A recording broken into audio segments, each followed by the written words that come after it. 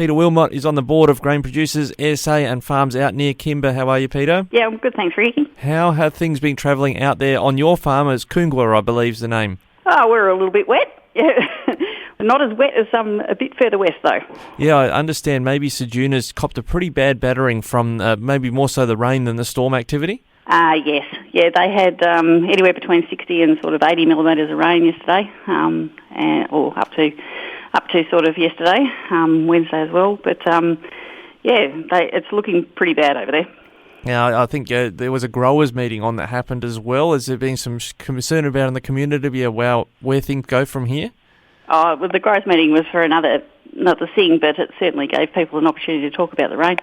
And it's, I guess, the mood you could describe as apprehensive. No one knows really how it's going to play out. We might get some nice dry weather now, but we may not. Yeah, and where were the crops at in terms of being ready for harvest? Was anyone harvesting yet, or are we still a little bit away? No, we have started harvest over here, yep. But we've only really just cranked up. So there was a very late break to the season, and that's meant late maturity. We're usually well and truly harvesting by now. But it means that people are only really into their first third of their harvest generally. Yep, and that rainfall that's happened, those big amounts, is it too early to say just how bad that might affect potential yields in the district? Yeah, it is a bit too early to say. If we get some nice windy and, it warms up and there's some dry conditions, the quality certainly doesn't get as affected. But if we have some ongoing damp conditions, that amount of rain can certainly lead to things like sprouting and fungal disease and quite a lot of yield loss from the grain swelling. And what about the storms and the hail that came through about a week or so ago? Was there any significant damage that came from that? Yes, there was some damage. It was confined to a few areas.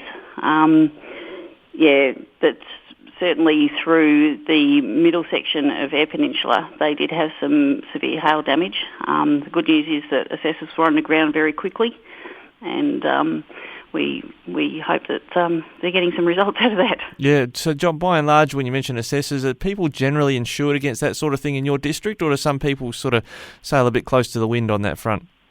I think everyone has their different business models. I'd have to say that generally people are insured for hail. You can't really insure against the rain events, and in terms of storm damage, things like sheds and everything are generally covered. Yep. And when it comes to sort of the different crops, wheat and barley, for instance, even canola, is there some that will do better or worse than others, given all of this wet weather we've had? Well, some of the barley's already off, which is good, I guess. There's not many people that have harvested wheat yet. So I guess feed grain, and a lot of the barley grown in this area is feed grain anyway. Yeah. But it certainly makes a big difference to your wheat price if it becomes a stock feed instead of a bread cereal. Yep. For instance, the standard sort of $70 discount to a feed grain already yesterday widened out to $100 per tonne. And as the harvest actually gets underway, Peter, what's important when it comes to fire prevention? Hearing some messaging about that from the CFS, for instance.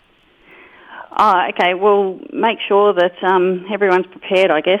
It's really important to have your fire farm fighting units in your paddock with you, and make sure you're taking the proper precautions. Please be aware of your fire danger rating system. Yeah, make sure that you're not harvesting when it goes over 35. All right, Peter, well, thanks for joining us today. Appreciate that local update and how things are going, and hopefully things turn up and come up roses for everyone over there. Thanks very much.